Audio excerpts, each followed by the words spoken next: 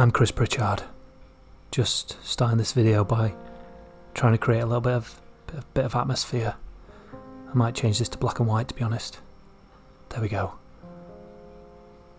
Just look at those eyes. And stuff. Anyway, today has been a bit of a rough one. It deserved a ×2 on the old coffee machine.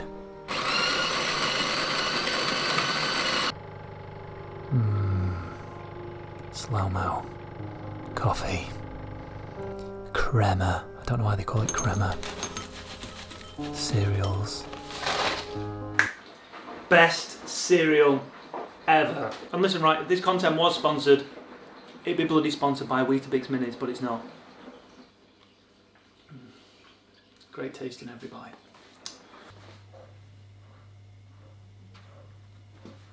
Hi, it's me, Chris Pritchard.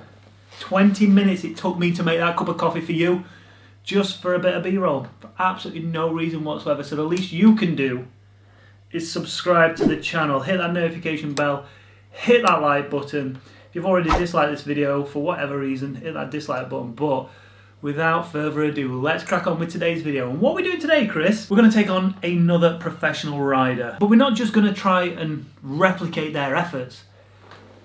We're going to try and beat their efforts. What are you talking about, Chris? I used to live in a village with my mum and dad when I was growing up called Ridgeway. It's a beautiful little village on the outskirts of Sheffield.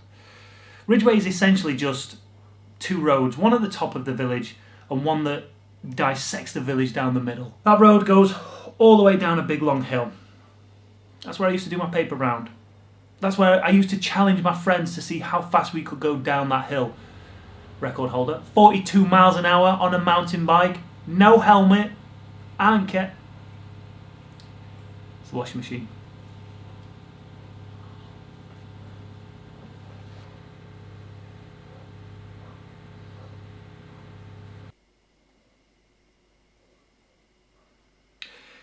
Anyway, as I was saying, it's a village I used to live in.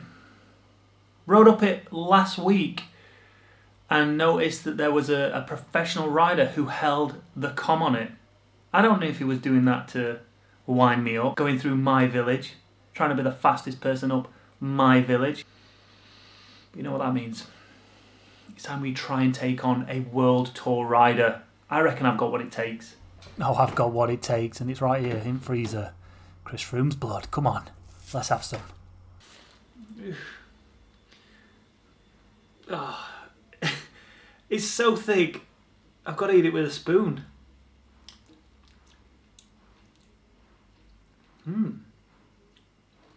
Carby.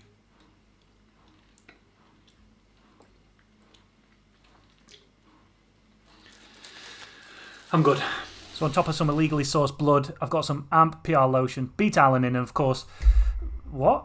My flesh... No, that's for later. Alright, so here's the comp in all its glory. Ridgeway Moor Ascent. 1.7 kilometres, 5.1 average gradient, 89 metres of elevation. It's a 4th cat climb. If you looked in the roadbook on the Tour de France and this went up here, it'd be classed as a 4th cat climb. You can see the profile along the bottom. Inconsistent is the word I'm going to use. It creeps up to 12% maximum. You can see 2/3 of the way through. There's a bit of a dip before it kicks up again towards the finish. It's not easy. It's not easy, like I've just said. It's going to be brutal. Brutal, I tell thee. The wit. If anybody can guess my location right now, leave a comment down below. Tell me where I am. Pinpoint me in the world. Without looking at my Strava, I'll give you a clue. Oh, it's disappeared. Oh no, see the motorway? There. That's Toll Motorway. Where am I, kids? Good evening, sports fans. Here we are on a cold... Well, it's not that cold. 10 degrees, 12 degrees, something like that. No gloves, but my hands are freezing. It's... Well, it's beautiful, look. The sun's been shining all day, but we've got a job to do, Pritchard. We've got to take a com, and not just any old com. A com from a pro. It's not going to happen, is it? It's not going to. Before I even start, how many seconds off of the pace am I going to be? a minute, 2 minutes, I don't know. But the comm is just, it's got a little bit of way to go, about 2k away from it. Got to drop down this hill, then take a left, drop all the way down into the base of Ridgeway. I've just given my location away, Anna. I'm in Marsh Lane. I'm heading into Ridgeway, drop into the ford, and then out, and that's where the comm starts, up on the hill that goes all the way through my old village from the bottom to the top. South Yorkshire's finest wants it. South Yorkshire's second finest has it.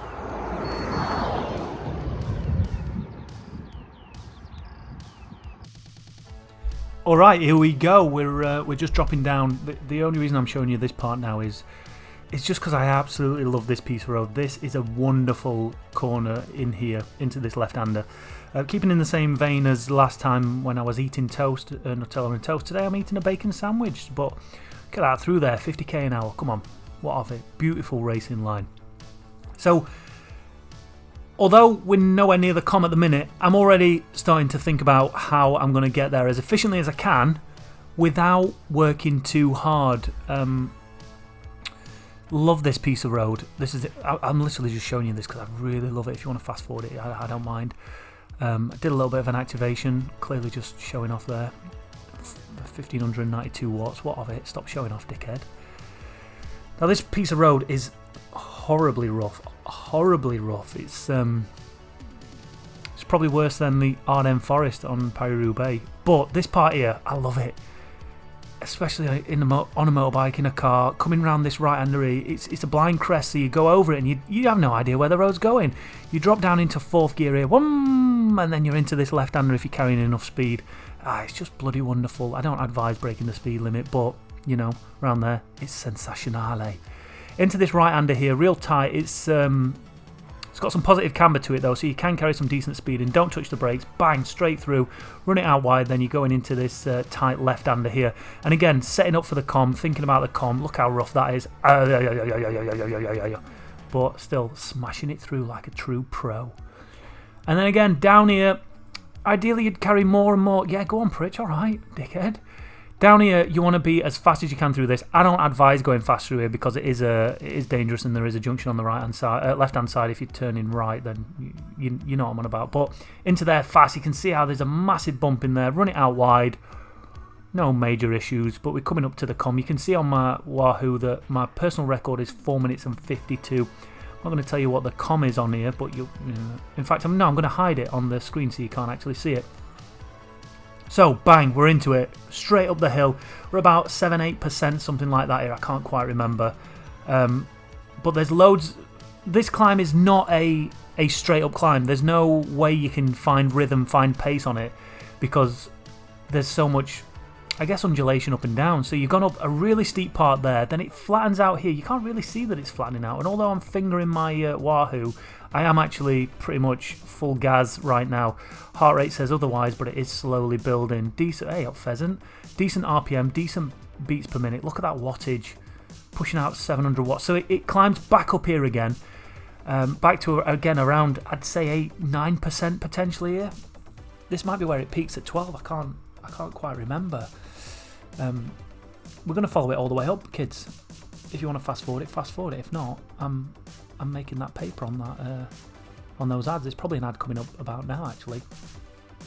So here, it looks like it's flattened out, but it really hasn't. It's still going up pretty steep.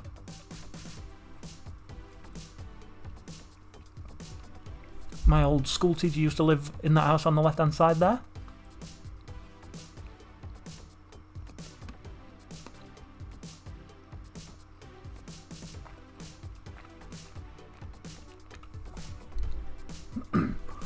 So again, right now is probably it's the first part where it's just shallowing out just a little bit. Obviously I've got my RPM up there. Now if you can see my left hand there, I'm struggling to get it back up in the big chainring. I went up into the big chainring, dropped it down into the little one, but now I want to go back up into it, and I just can't. I just can't, kids. I'm struggling to get it up there. Not like that, come on, bloody hell. Passing the church on the left hand side. Old school friend used to live in these houses here. And so I'm in the bottom chainring, and I'm going to admit it's a compact. Not my choice, but that's the way it is. And I'm out of the saddle now. I'm starting to feel like I want it. I want it. But the climb's halfway through now. That used to be my old school on the left-hand side there, my play school. And again, this is where it starts to kick up a little bit. Really got to dig in this bit here. As we noticed on the profile, it does shallow out, and it's just up at this peak here where it shallows out. So I know if I can just dig in now, just dig, work to the top of this bit, I'm going to get some respite. I can just really focus on that flat part or the slight downhill. So you can see the crest just there. We're still smashing out 500 watts. I tell you what, I feel all right. I mean, it's hurting, it's burning, but my B-Tralanin has just about kicked in about here, and that amp PR lotion might work. I don't bloody know, but here we go. Down on this downhill pot, but you can see that I'm still at 270 up to 300 watts, trying to keep my power here, trying to take as much momentum in this final climb as I can. As we pass the playground on the left-hand side, the field on the left-hand side, my old school on the right-hand side there, and then it just starts kicking up in. This is it. This is where you've really got to go. Full gas, balls to the wall, pedal to the metal, all the cliches you can think of, push the envelope and all that jazz, and then bang, let's go. Come on, Pritch. Up. I can see the finish line in sight. I can see that if I just keep working that, I'm gonna get close. Come on, up to 600 watts. Go on, boy. It's now or never. Are you gonna beat a World Tour rider or not? 700 watts. Take it to the max. There we go. It is all done. It is over. We are at the top of Ridgeway.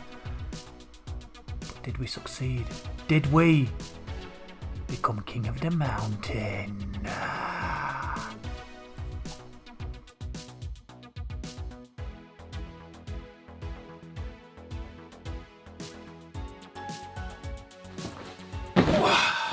So close, so goddamn close. 1 second, and I swear I could have done it. At one point I was trying to go from little ring to big ring again to try and get some power out, but it just wouldn't go. That's my fault. That's maintenance Pritchard here, not maintaining the bike the way it's supposed to. I've only got myself to blame. Plus, I looked down at my roam, and at one point I was so delirious that I misread it. I was looking at how far I was ahead of my personal record, but I read it as that's how far behind the com I am. And like for a split second, 2 seconds, 3 seconds, I was like, I'm done. And I could have, if I knew I was that close, I could have eked it out. Now I know what you're all going to say. This ride of Swifties was a 5-hour ride, but it was in the peak of July. World Tour riders are pinging then. That's where their season is. He's wearing minimal clothing. He's a professional rider getting paid handsome amounts of money to do so. But was he actually trying up there? That's what I wanted to know. Was this just... This was towards the end of a 170-kilometre ride. Was he just out for an easy ride? Or was he out collecting comms? Well, I asked him. Yeah, no, I remember taking that K home actually. Did it on one of my recovery rides. I think after quite a tough week of training, I was pretty fatigued, so yeah, I just went out for a little spin, and I think it was a headwind as well actually, but I must have been feeling pretty good. Not bad. No, I think I know it's a tough climb, and I can't remember what I've been training for. Probably knew that you lived on there and thought I'd take that, and I remember going for it. Can't remember when or what training I was doing or anything like that, but I know you haven't taken it because I didn't get no notifications, so unlucky for your video, mate. So there you go. He was actually trying. Granted, if he really tried, if he went solely for that, he could easily take 10, 15, maybe even 20 seconds off of that without a shadow of a doubt. It'd be amazing to see what a peloton could do going through there. It would beg us belief at how fast that they could potentially go up that. But listen, technically, I finished third at Milan San Remo when Swifty finished second. That's the way I see it. No bad. But after I spoke to Swifty, he recommended that I do another comm. Now, this comm that he said, I'm not going to tell you where it is and what it is, because I might go and do it, and it's quite a famous little piece of road around this area. And he set it, was it a week or 2 weeks out from the Giro that he took part in? So, you know, he would have been on absolute form and he would have been trying. So how close can I really get? I mean, I'm still taking that. I'm still taking that I'm potentially 1 second behind. In fact, I'm taking it. It's my comm now, all right? It's my comm. I'm the king of Ridgeway, not him. He's not even from Ridgeway. He doesn't deserve it. So I'm having it. It's my crown. But anyway, all that being said, I'm going to go and try this new comm that he's recommended to me. And we'll see how we get on with that one. A lot longer, a lot harder. A lot more people have attempted it. Gonna probably struggle to make the top 100, if I'm honest with some of the names that are on it. But anyway, if you've enjoyed this video, make sure you hit that like button, hit that subscribe button, hit that notification bell. And again, leave your comments down below. Is there a famous comm around you that's held by a professional rider? Do we think we can go and get it? Bearing in mind that the shorter it is, the better chance I've got of getting anywhere near it. Leave your comments down below. If you're obviously abroad, then you're going to have to pay for me to come out. So if you want me to take on those comms, get the money out. Thanks for watching, everybody, and I'll see you on the next one.